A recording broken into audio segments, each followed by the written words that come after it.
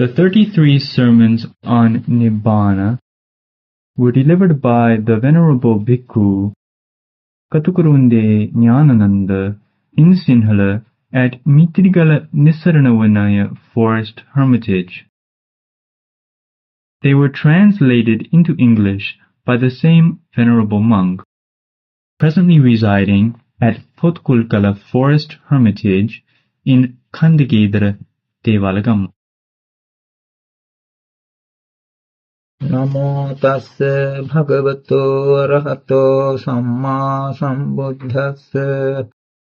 Namo tassa bhagavato arahato samma sambuddhassa. Namo tassa bhagavato arahato samma sambuddhassa. Etang santang etang panitang yadidang sabba sankhara samatho sabbopadi nissaggo annakhayo virago nirodho nibbāna. This is peaceful, this is excellent, namely the stilling of all preparations, the relinquishment of all assets, the destruction of craving, detachment, cessation, extinction. With the permission of the most venerable great preceptor and the assembly of the venerable meditative monks, this is the 15th sermon in the series of sermons on Nibbāna.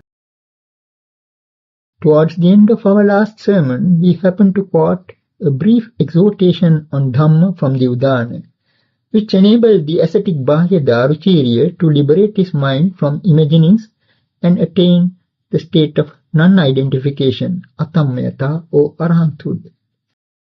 In order to attempt an exposition of that exhortation of the Buddha, which was pithy enough to bring about instantaneous arahanthood, let us refresh our memory of that brief discourse to Bahya.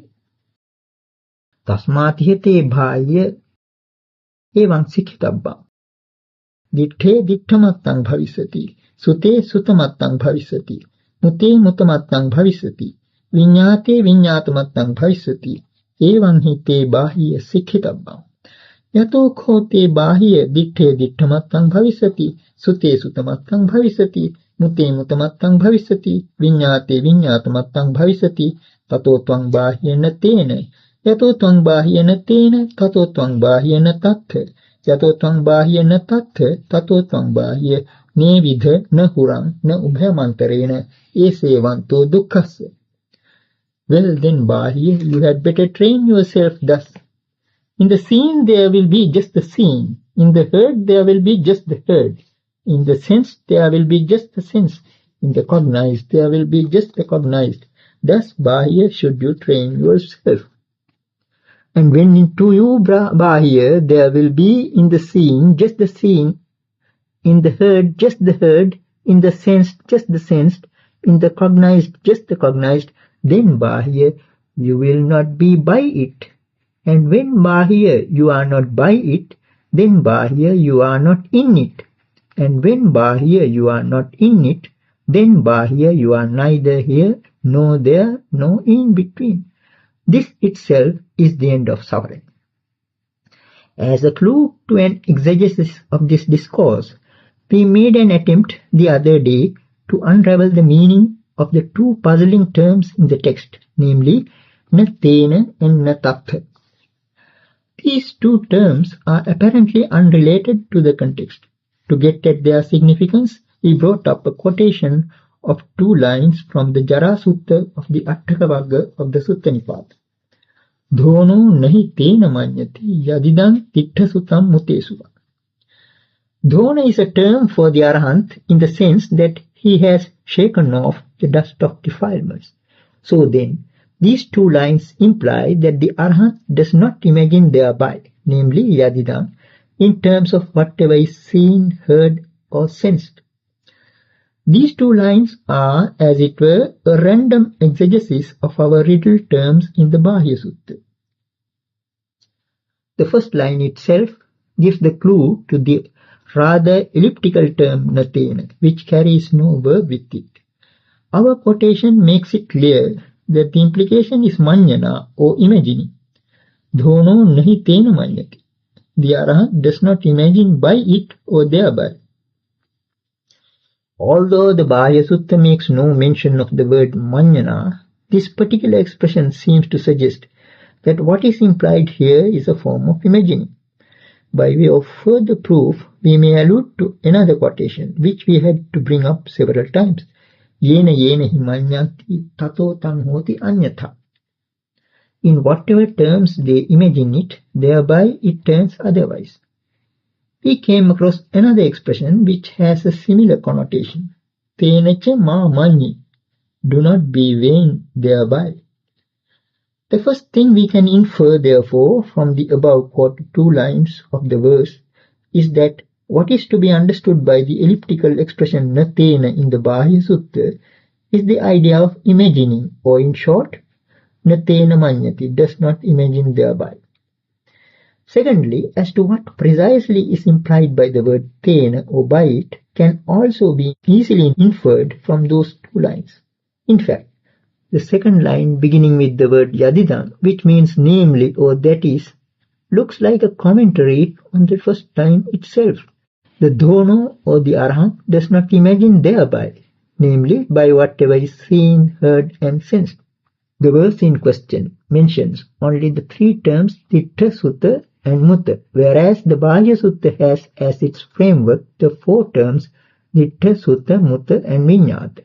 Since what precedes the term natena in the Bahya Sutta is the 4-fold premise beginning with Ditthe Dittamattang Bhavisati, when to you Bahya there will be in the seen just the same, it stands to reason that what the Buddha meant by the term natena is the attitude of not thinking in terms of whatever is seen, heard, sensed or cognized, that is to say, not imagining thereby. This same attitude of not imagining thereby is what is upheld in the Mūlapariyaya Sutta, which we discussed at length on a previous occasion. There we explained the term Ñāṇana, me-thinking, imagining, taking as a paradigm the first term Patavi, occurring in the list of 24 terms given there. Among the 24 terms, we find mentioned the 4 relevant to our present problem, namely Dittha, Sutta, Mutta and Viññāta. We are now used to the general schema of the Mūlapariyaya Sutta concerning the attitude of the 3 categories of persons mentioned there.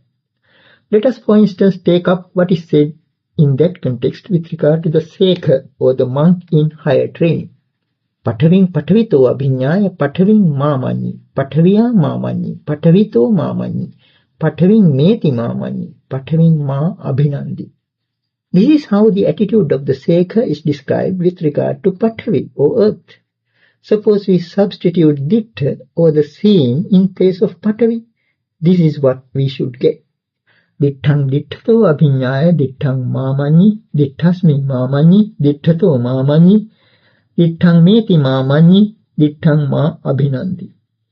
What the Sekha has before him is a step of training. And this is how he has to train in respect of the 4 things, the seen, the heard, the sensed and the cognized. He should not imagine in terms of them. For instance, he understands through higher knowledge and not through the ordinary perception of the worldling. The seen as seen. Having thus understood it, he has to train in not imagining the seen as a thing by objectifying it.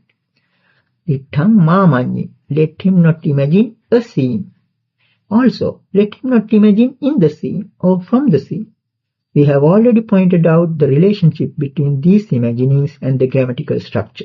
This objectification of the scene gives rise to acquisitive tendencies. To imagine the scene as mine, Ditthaṃ meti māmañi, let him not imagine I have seen or I have a seen. This acquisition has something congratulatory about it. It leads to some sort of joy, so the monk in higher training has to combat that too. Ditthaṃ mā abhinandi, let him not delight in the scene. It seems then that the Buddha has addressed the ascetic Bahya Dharacharya in the language of the Aryans. For the very first instruction given to him was, in the scene there will be just the scene. So highly developed in wisdom and quick-witted was Bahya that the Buddha promptly asked him to stop short at the scene by understanding that in the seen there is just the seen. Not to have imaginings or methinkings about the seen is therefore the way to stop short at just the seen. If one does not stop short at just the seen, but goes on imagining in terms of in the seen, from the seen, etc., as already stated, one will end up with an identification or thammeta. In our last sermon, we brought up the term thammeta. When one starts imagining in such terms about something, one tends to become one with it, thammayo, even as things made out of gold and silver are called golden, suvarnamaya, and silvery, rajatamaya. It is as if one who grasps a gem becomes its owner, and if anything happens to the gem, he is affected by it. To possess the gem is to be possessed by it. When one gets attached and becomes involved and entangled in the scene through craving, conceit, and whims, by imagining egoistically, the result is identification, thammeta, literally of thatness. In this present context, however, the Buddha puts Bahya Daruchirya on the path to non-identification, or athammeta. That is to say, he advises Bahya not to indulge in such imaginings. That attitude leads to non-identification and detachment. When one has no attachments, involvements, and entanglements regarding the scene, one does not have the notion of being in the scene. Once we spoke about a children's hut into which the mother was invited. When she crept into that plaything of a hut, she did not seriously entertain the thought of being in it. Similarly, if one does not indulge in imaginings, one has no notion of being in the scene. This then is the significance of the words natatha, not in it. Yato tvang bahya natena, tato tvang bahya natatha. When bahya you are not by it, then bahya you are not in it. That is to say, when for instance bahya does not imagine by the scene, he is not in the scene. Likewise, he is not in the heard, sensed or cognized. From this we can deduce the meaning of what follows. Yato tvang bahya natatha, tato tvang bahya nevidha nahura na ubhayamantarena. At whatever moment you neither imagine by the scene, nor entertain the notion of being in the scene, which is tantamount to projecting an I into the scene, then you are neither here, nor there, nor in between. In a number of earlier sermons, we have sufficiently explained the significance of the two ends and the middle, as well as the above, the below, and the across in the middle. What do they signify? As we happened to point out on an earlier occasion, it is by driving the peg of the conceit M that a world is measured out, construed, or postulated. We also pointed out that the grammatical structure springs up along with it. That is to say, together with the notion M, there arises a here. Here am I, he is there, and you are yon, or in front of me. This is the basic ground plan for the grammatical structure, known to grammar as the first person, the second person, and the third person. The world comes to be measured out and the grammatical structure springs up. This in fact is the origin of proliferation or papancha. So it is the freedom from that proliferation that is meant by the expression nevidha nahuran na ubhayamantarena. Neither here, nor there, nor between the two. The notion of one's being in the world, or the bifurcation as I and the world, is no longer there. Esevanto dukkha. This then is the end of suffering. Nibbāna. The fundamental first principles underlying this short exhortation of the Buddha could thus be inferred to some extent. We could perhaps elicit something more regarding the significance of the four key terms in question. In the section of the force in the Anguttara Nikāya, we come across four modes of noble usages. Chattaro Arya-Vohara, namely Ditthe Ditthavadita, Sute Sutavadita, Mute Mutavadita, Viññāte Viññātavadita. These four are asserting the fact of having seen in regard to the seen, asserting the fact of having heard in regard to the heard, asserting the fact of having sensed in regard to the sensed, asserting the fact of having cognized in regard to the cognized. Generally speaking, these four noble usages stand for the principle of truthfulness. In some discourses, as well as in the Vinaya Pitaka, these terms are used in that sense. They are the criteria of the veracity of a statement in general, not so much in a deep sense. However, there are different levels of truth. In fact, truthfulness is a question of giving evidence that runs parallel with one's level of experience. At higher levels of experience or realization, the evidence one gives also changes accordingly. The episode of Venerable Mahātissa Thera is a case in view. When he met a certain woman on his way who displayed her teeth in a wily giggle, he simply grasped the sign of her teeth. He did not totally refrain from grasping a sign, but took it as an illustration of his meditation subject. Later, when that woman's husband, searching for her, came up to him and asked whether he had seen a woman, he replied that all he saw was a skeleton. Now that is a certain level of experience. Similarly, the concept of truthfulness is something that changes with levels of experience. There are various degrees of truth based on realization. The highest among them is called Paramasatya. As to what that is, the Dhatu Vibhanga Sutta itself provides the answer in the following statement of the Buddha. Etanhi bhikkhu paramang arya satyam yadidam amosa dhammam Nibbāna. Mass, this is the highest noble truth, namely Nibbāna, that is of a non-falsifying nature. All other truths are falsified when the corresponding level of experience is transcended. But Nibbāna is the highest truth, since it can never be falsified by anything beyond it. The fact that it is possible to give evidence by this highest level of experience comes to light in the Chabbitsodana Sutta of the Majjhima Nikāya. In this discourse, we find the Buddha instructing the monks as to how they should interrogate a fellow monk who claims to have attained Arahanthood. The interrogation has to follow certain criteria, one of which concerns the four standpoints Diṭṭha, Sutta, Mutta and Viññāta, the seen, the heard, the sensed and the cognized. What sort of answer a monk who rightly claims to Arahanthood would give is also stated there by the Buddha. It runs as follows. Diṭṭheko ahang āuso anupayo, anapayo, anissito, appatibaddho, vipamutto, visamyutto, vimaryādikatena cetasa vihara. Here then is the highest mode of giving evidence in the court of reality as an arahant.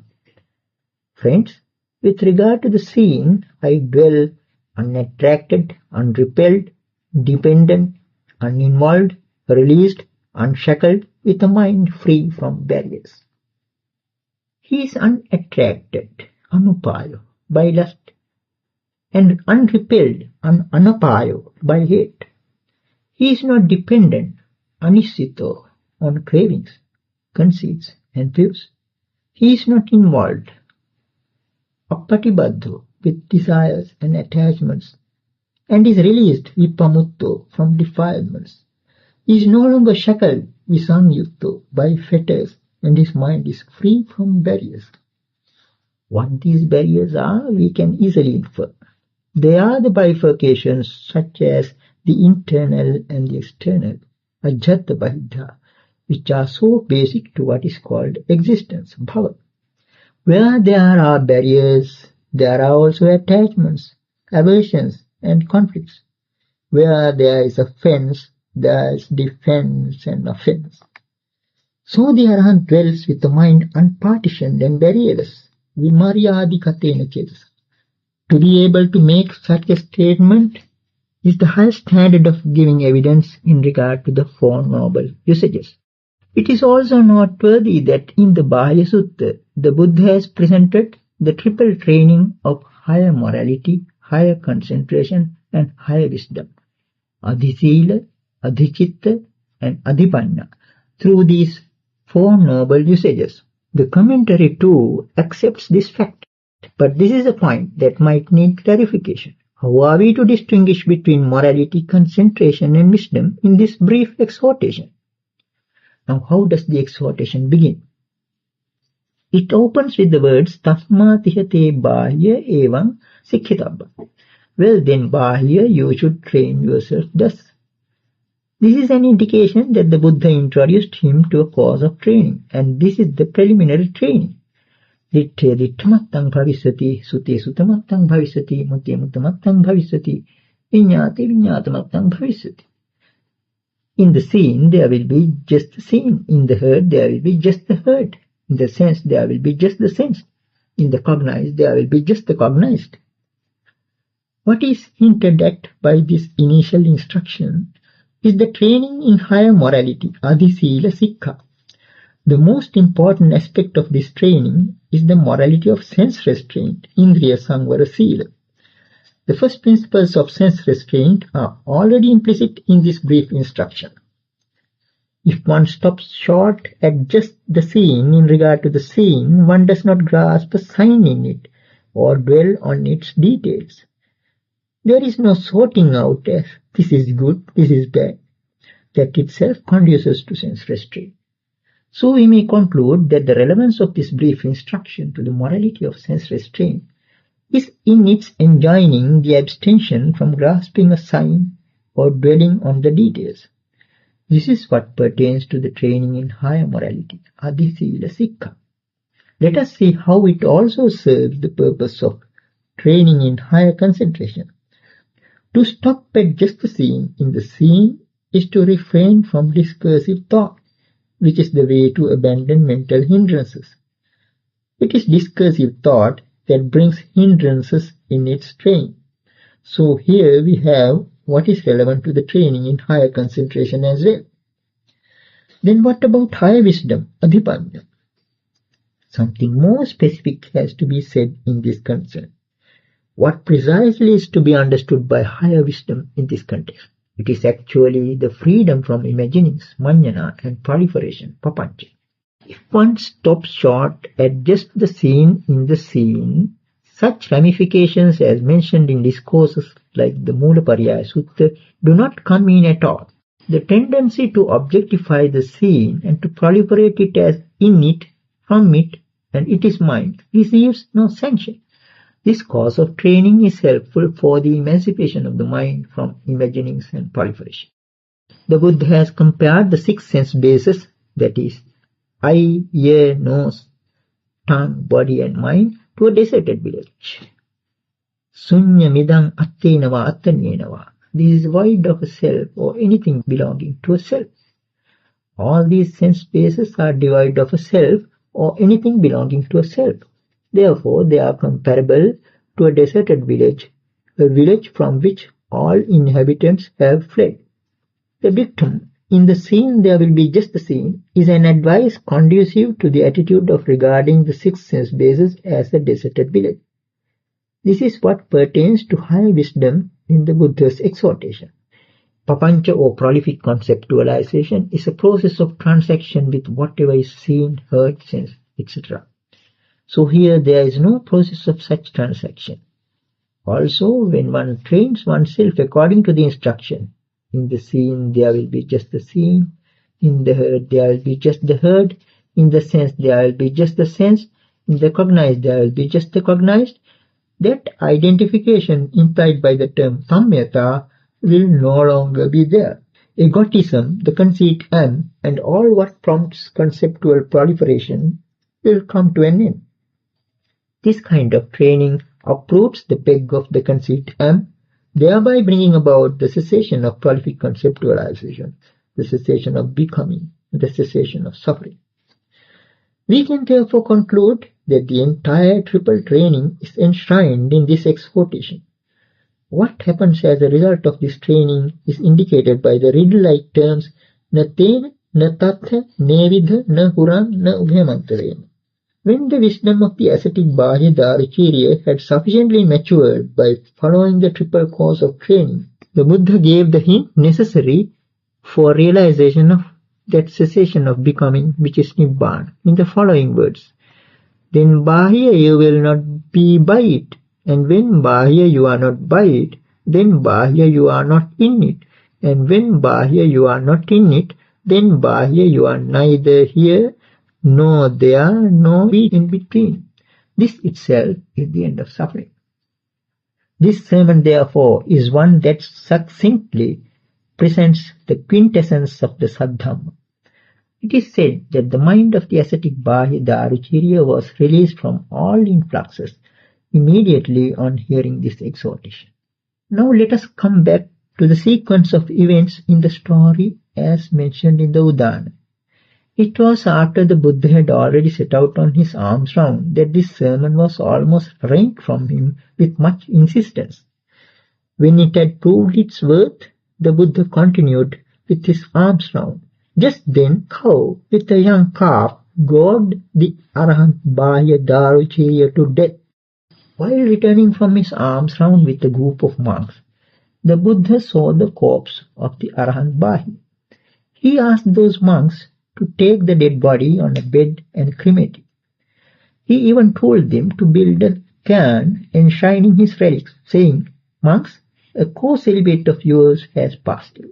Those monks, having carried out the instructions, came back and reported to the Buddha. Then they raised the question, where has he gone after death? What is his after-death state? The Buddha replied, "Monks, Bahya Daruchirya was wise. He lived up to the norm of the Dhamma. He did not harass me with questions on Dhamma. Monks, Bahya Daruchirya has attained Parinibbāna." In conclusion, the Buddha uttered the following verse of uplift. Yatha pocha pathavi tejo vayo nagadhati natatha sukha jotanti adicho na prakasati natatha chandima bhati tamo tatha na vidyati yada chattana vedi muni monena brahmano atha rupa arupa cha sukha dukkha pamuchyati. On the face of it, the verse seems to imply something like this. Where water, earth, fire and air do not find a footing, there the stars do not shine, and the sun spreads not its lustre. The moon does not appear resplendent there, and no darkness is to be found there. When the sage, the Brahmin with wisdom, understands by himself, then is he freed from form and formless, and from pleasure and pain as well. The commentary to the Udana, Paramatthadipani, gives a strange interpretation to this verse. It interprets the verse as a description of the destination of the Arahant Bahya Daruchirya after he attained Parinibbāna, the place he went to. Even the term Nibbāna Gati is used in this connection, the place one goes to in attaining Parinibbāna. That place, according to the commentary, is not easily understood by worldlings. Its characteristics are said to be the following. The four elements, earth, water, fire and air, are not there. No sun or moon or stars are there. The reason why the four elements are negated is supposed to be the fact that there is nothing that is compounded in the uncompounded Nibbāna element into which the Arahant passes away. Since no sun or moon or stars are there in that mysterious place, one might wonder why there is no darkness either. The commentator tries to forestall the objection by stating that it is precisely because one might think that there should be darkness when those luminaries are not there that the Buddha emphatically negates it. So the commentarial interpretation apparently leads to the conclusion that there is no darkness in the Nibbāna element even though no sun or moon or stars are there. The line of interpretation we have followed throughout this series of sermons allows us to depart from this commentarial trend. That place where earth, water, fire and air do not find a footing is not where the Arahant Bahya Daruchirya had gone when he passed away. The commentator seems to have construed this verse as a reply the Buddha gave to the question raised by those monks. Their question was, where has he gone after death? What is his after-death state? They were curious about his born. But when we carefully examine the context, it becomes clear that they raised that question because they did not know that the corpse they cremated was that of an arahant. Had they known it, they would not have even asked that question. That is precisely the reason for the Buddha's declaration that Bahya attained parinibbāna, a fact he had not disclosed before. He added that Bahya followed the path of Dhamma without harassing him with questions and attained parinibbāna. Now that is the answer proper. To reveal the fact that Bahya attained parinibbāna is to answer the question put by those inquisitive monks. Obviously, they knew enough of the Dhamma to understand then that their question about the born and destiny of Venerable Bahya was totally irrelevant. So then, the verse uttered by the Buddha in conclusion was something extra. It was only a joyous utterance, a verse of uplift, coming as a grand finale to the whole episode. Such verses of uplift are often to be met with in the Udana. As we already mentioned, the verses in the Udana have to be interpreted very carefully, because they go far beyond the implications of the story concerned. They invite us to take a plunge into the ocean of Dhamma. Just one verse is enough. The text is small but deep.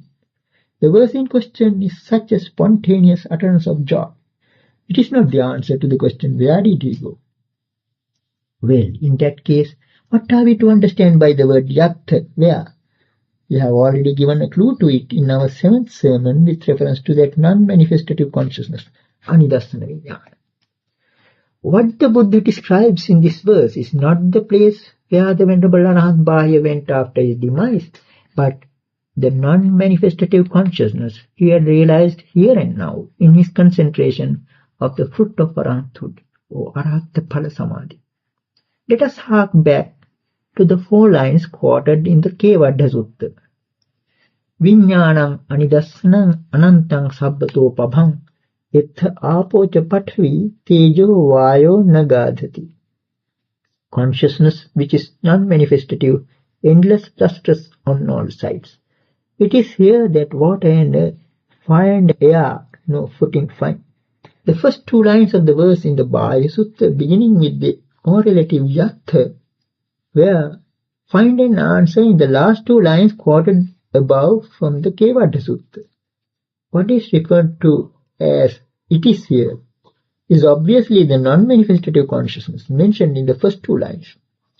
That problematic place indicated by the word yattha, where in the Bahya Sutta, is none other than this non-manifestative consciousness. We had occasion to explain at length in what sense earth, water, fire and air find no footing in that consciousness. The ghostly elements do not haunt that consciousness. That much is clear. But how are we to understand the enigmatic reference to the sun, the moon and the stars? It is said that the stars do not shine in that non-manifestative consciousness. The sun does not spread its luster, and the moon does not appear resplendent in it, nor is there any darkness. How are we to construe all this?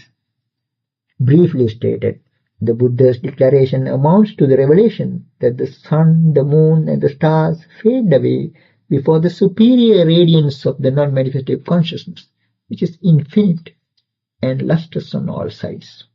How a lesser radiance fades away before a superior one, we have already explained with reference to the cinema in a number of earlier sermons.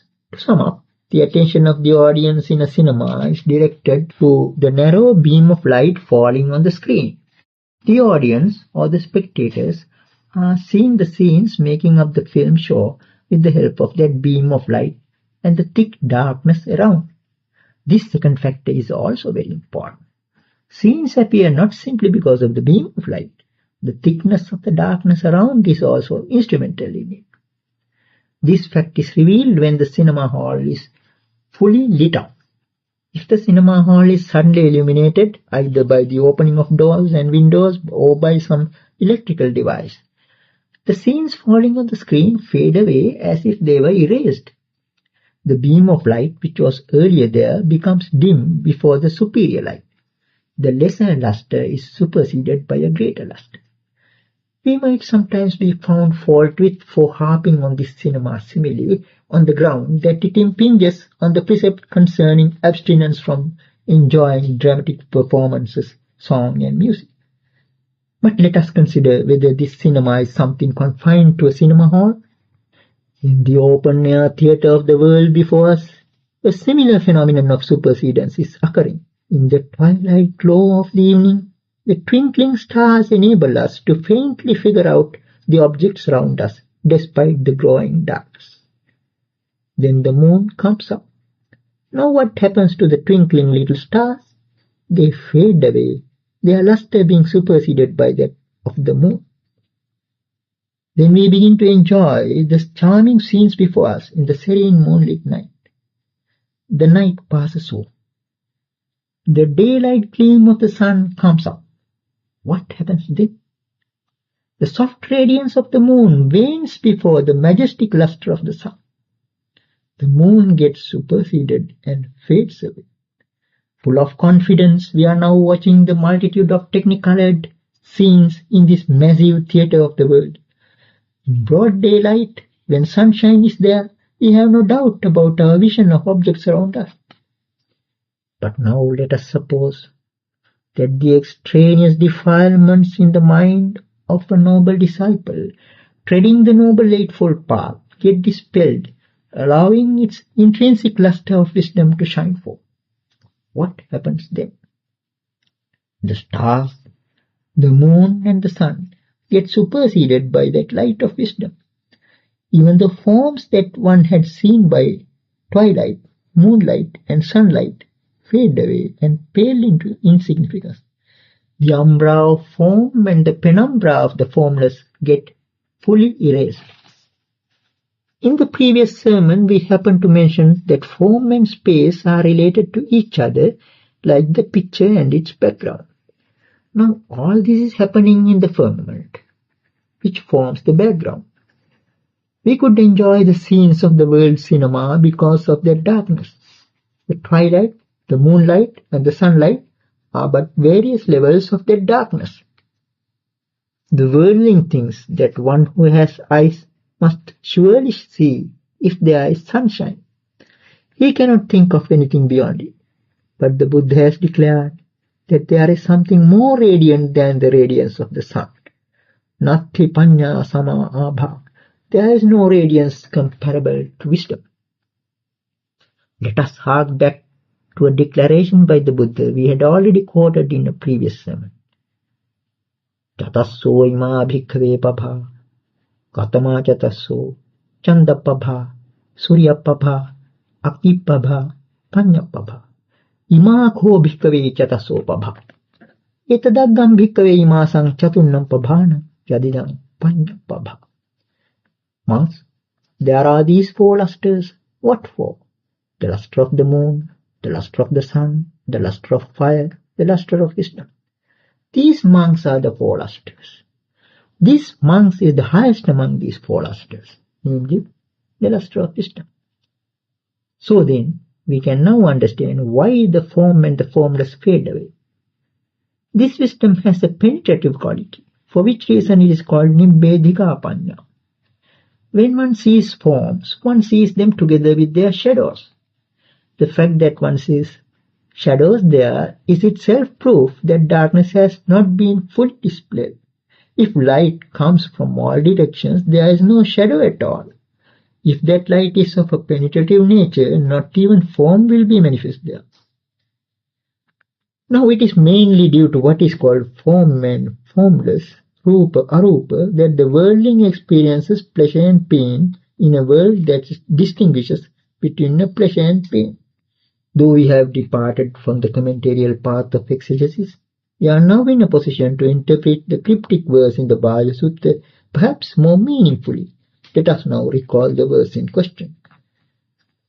Yatha apocha pathavi tejo vayo nagadhati na tattha sukha jotanti adicho na pakasati na tattha chandima bhati tamo tattha na vidyati yada chattana vedi muni monina brahmano atharupa arupa cha sukha dukkha pamuchyati. The verse can be fully explained along the lines of interpretation we have adopted. By way of further proof of the inadequacy of the commentarial explanation of the references to the sun, the moon and the stars in this verse, We may draw attention to the following points. According to the commentary, the verse is supposed to express that there are no sun, moon or stars in that mysterious place called anupadisesa Nibbāna dhātu, which is incomprehensible to worldlings. We may, however, point out that the verbs used in the verse in this connection do not convey the sense that the sun, the moon and the stars are simply non-existent there. They have something more to say. For instance, with regard to the stars, it is said that there the stars do not shine. Natattha sukha jotanti. If in truth and fact the stars are not there, some other verb like nadissanti, are not seen, or navijjanti, do not exist, could have been used. With reference to the sun and the moon also, similar verbs could have been employed. But what we actually find here are verbs expressive of spreading light, shining or appearing beautiful. Natattha sukha jotanti, there the stars do not shine. Adityo nappakasati, the sun spreads not its luster. Natattha chandima bhati, the moon does not appear resplendent there. These are not mere prosaic statements. The verse in question is a joyous utterance, udana gatha, of extraordinary depth. There is nothing recondite about it. In our early assessment of the commentarial interpretation, he happened to lay special stress on the words even though. We are now going to explain the significance of that emphasis. For the commentary, the line tamo tattha navijjati, no darkness is to be found there, is a big riddle. The sun, the moon and the stars are not there. Even though they are not there, presumably no darkness is to be found there. However, when we consider the law of superseding we have already mentioned, we are compelled to give a totally different interpretation. The sun, the moon and the stars are not manifest precisely because of the light of that non-manifestative consciousness. As it is lustrous on all sides, sabbato pabha, there is no darkness there, and luminaries like the stars, the sun and the moon do not shine there. This verse of uplift thus reveals a wealth of information relevant to our topic. Not only the exhortation to Bahya, but this verse also throws a flood of light on the subject of Nibbāna. That extraordinary place which the commentary often identifies with the term anupadisesa Nibbāna dhātu is this mind of ours.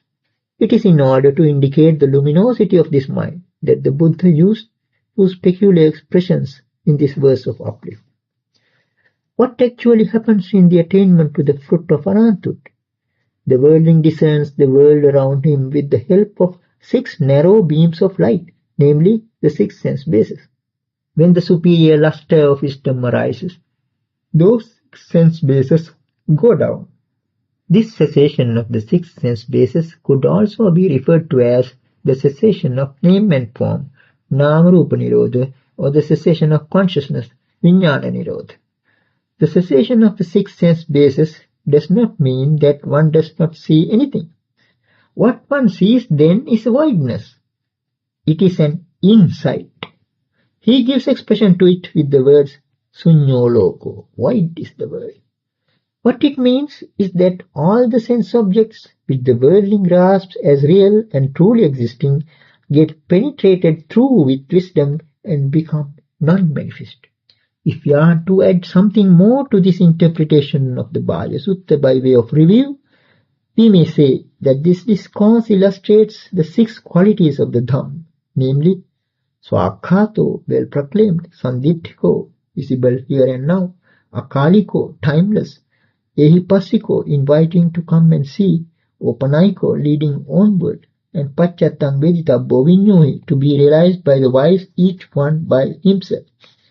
These 6 qualities are wonderfully exemplified by this discourse. In a previous sermon, we had occasion to bring up a simile of a dewdrop dazzling in the morning sunshine. The task of seeing the spectrum of rainbow colors through a tiny dewdrop hanging from a creeper or leaf is one that calls for a high degree of mindfulness. Simply by standing or sitting with one's face towards the rising sun, one will not be able to catch a glimpse of the brilliant spectrum of rainbow colors through the dewdrop. It requires a particular viewpoint. Only when one focuses on that viewpoint can one see it. So it is with the spectrum of the 6 qualities of the Dhamma. Here too, the correct viewpoint is a must, and that is right view. Reflection on the meaning of deep discourses helps one to straighten up right view. Where right view is lacking, morality inclines towards dogmatic attachment to rituals. Silabbata Paramamsa. Concentration turns out to be wrong concentration, Miccha Samadhi. Like the one who sits facing the sun, one might be looking in the direction of the Dhamma, but right view is not something one inherits by merely going to the refuge of the Buddha. It has to be developed with effort and proper attention. View is something that has to be straightened up. For the Tujjukamma, the act of straightening up one's view is reckoned as one of the 10 skillful deeds, Kusalakamma. So however long one may sit with folded legs gazing at the Buddha sun, one might not be able to see the 6 rainbow colors of the Dhamma. One may be short of just 1/100th of an inch as the proper adjustment for right view. Yet it is a must.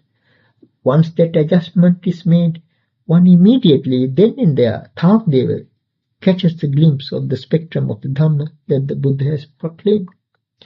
We have stressed the importance of right view in particular because many are grappling with the self-created problem concerning the proper alignment between the triple training and the right view of the Noble Eightfold Path. Whereas to the triple training, morality, concentration and wisdom, we find wisdom mentioned last. It seems then that we have to perfect morality first, then develop concentration and only lastly wisdom. One need not think of wisdom before that. But when we come to the Noble Eightfold Path, we find a different order of values. Here right view takes precedence. As a matter of fact, in the Mahācattarisaka Sutta of the Majjhima Nikāya, we find the Buddha repeatedly declaring emphatically, Tatra bhikkhave sammaditthi pubbangama. Monks therein right view takes precedence. Even in a context where the subject is morality, we find a similar statement.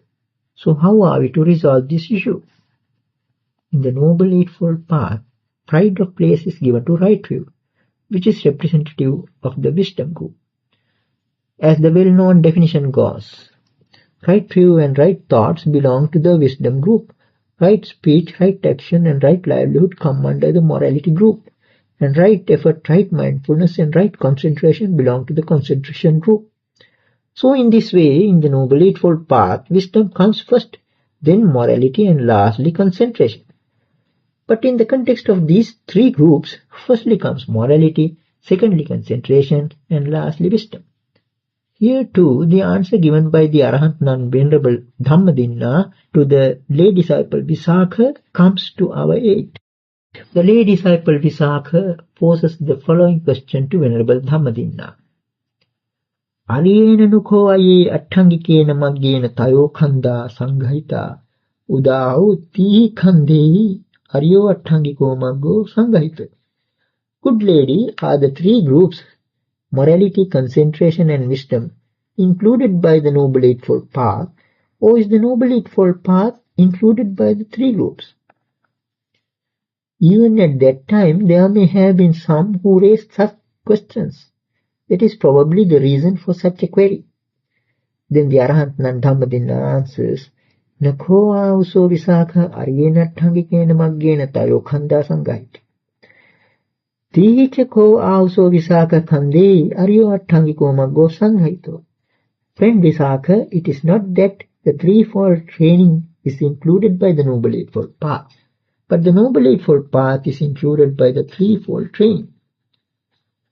Since this appears to be something of a tangle, let us try to illustrate the position with some other kind of tangle. Suppose someone is trying to climb up a long rope made up of 3 strands.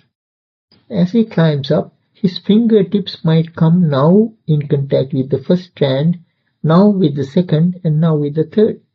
He is not worried about the order of the 3 strands, so long as they are well knit. One can safely climb up, holding on to the 3 strands. only when they are firmly wound up into a sturdy rope. All these questions seem to have arisen due to an attitude of taking too seriously the numerical order of things. To the noble disciple climbing up the rope of the Noble Eightfold Path, there need not be any confusion between the numerical order of the triple training and that of the Noble Eightfold Path. But if someone taking the cue from the order of the triple training neglects right view or ignores its prime import, he might end up confused. All in all, we are now in a position to correctly assess the deep significance of the Bāhya Sutta. Here we have the quintessence of the entire Saddham. We are not confronted with heaps of perceptual data, which we are told today are essential requisites for admission into the city of Nibbāna. For the ordinary worldling, amassing a particular set of percepts or concepts seems a qualification for entering Nibbāna. But what we have here is a way of liberating the mind even from latencies to percepts. Confer, Ñāṇananda, Madhupindika Sutta. Perceptions do not lie latent. There is no heaping up anew. What are called extraneous taints, agantuka upaklayasa, are not confined to the well-known defilements in the world. They include all the rust and dust we have been collecting throughout this long samsara with the help of the influxes asava. They include even the heap of percepts which the world calls knowledge. Even numerals are part of it. The Buddha has briefly expressed here the mode of practice for disabusing the mind from all such taints. Therefore, there is no reason for underestimating the value of this discourse by calling it Vohara Desana, conventional teaching. This discourse in the Udana is one that is truly uplifting. It indeed deserves a paean of joy.